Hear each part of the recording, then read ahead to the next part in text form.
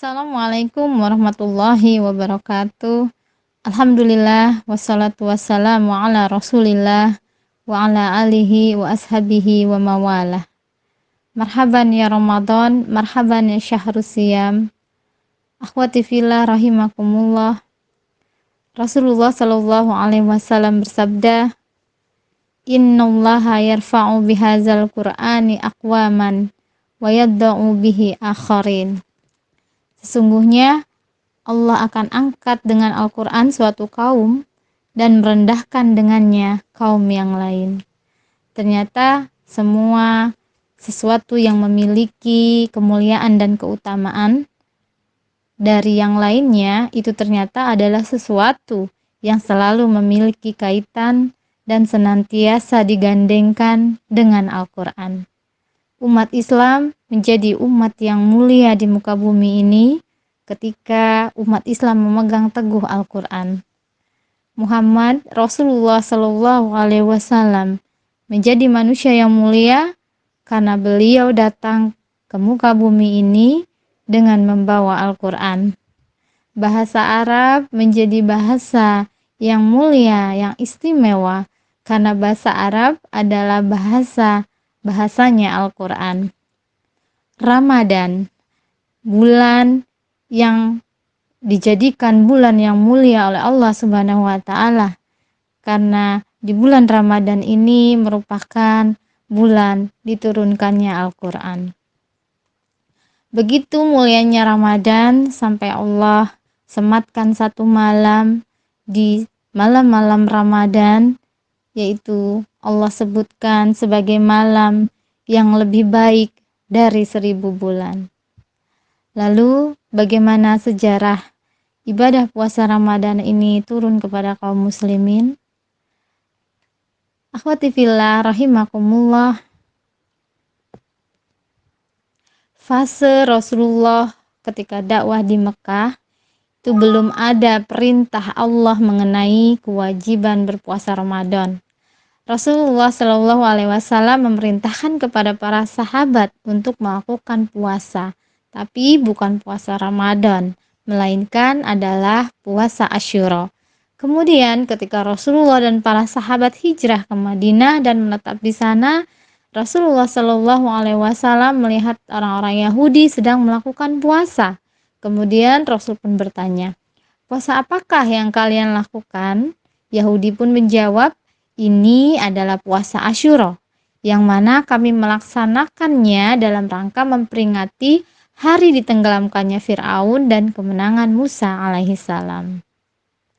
Kemudian atas perintah Allah Subhanahu wa taala, Rasul pun memerintahkan kepada kaum muslimin untuk melakukan puasa Asyura sebagaimana yang telah Rasulullah dan para sahabat lakukan ketika mereka berada di Mekah.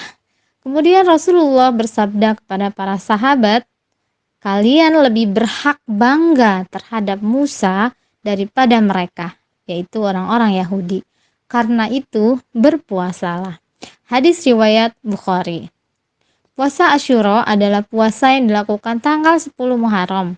Namun untuk membedakan puasa kita dengan puasa orang-orang Yahudi, maka Rasulullah Shallallahu Alaihi Wasallam memerintahkan kita untuk menambahkan puasa satu hari sebelumnya, yaitu di tanggal 9 Muharram. Maka dikenalah puasa Tasu'ah di tanggal 9 Muharram dan puasa Asyura di tanggal 10 Muharram. Kemudian turunlah wahyu Allah tentang kewajiban puasa Ramadan yang tercantum dalam Quran surat Al-Baqarah ayat 183. A'udzubillahi minasyaitonirrajim. Ya ayyuhallazina amanu kutiba alaikumusiyam kama kutiba alal ladzina min qablikum la'allakum tattaqun.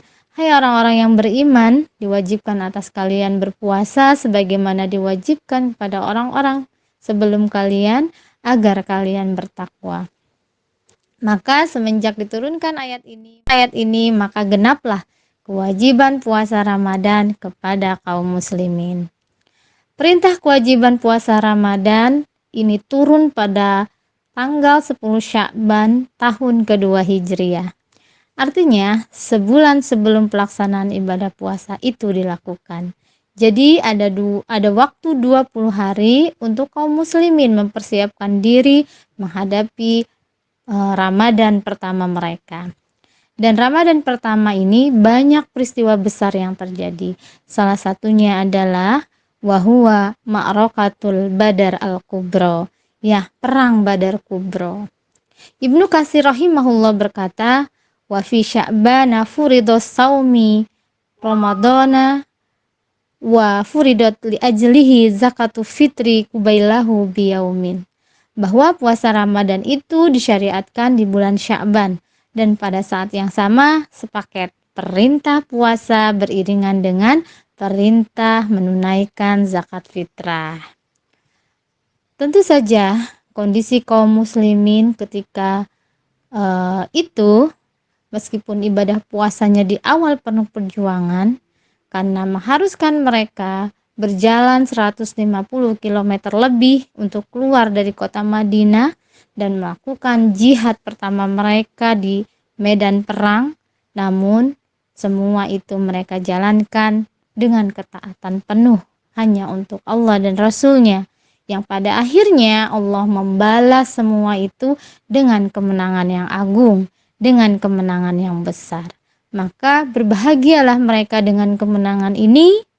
Nah, karena mereka berada dalam kondisi yang sangat lega ketika mereka merasa sudah tidak tertindas lagi seperti kondisi mereka ketika mereka berada di Mekah. Karena pada tahun 2 Hijriah, umat Islam sudah punya konstitusi.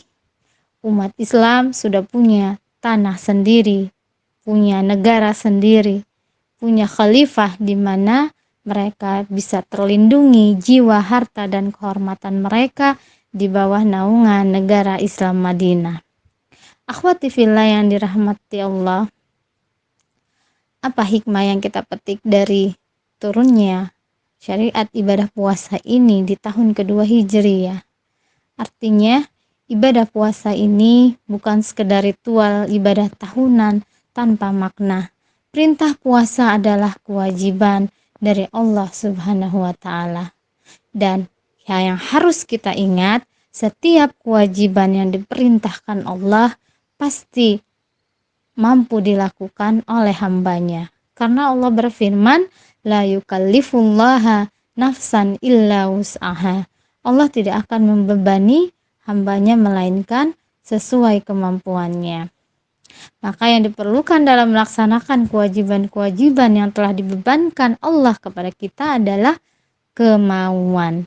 Karena setiap orang pasti memiliki kemampuan. Tetapi ketika tidak ada kemauan, maka perkara mudah pun akan terasa sulit.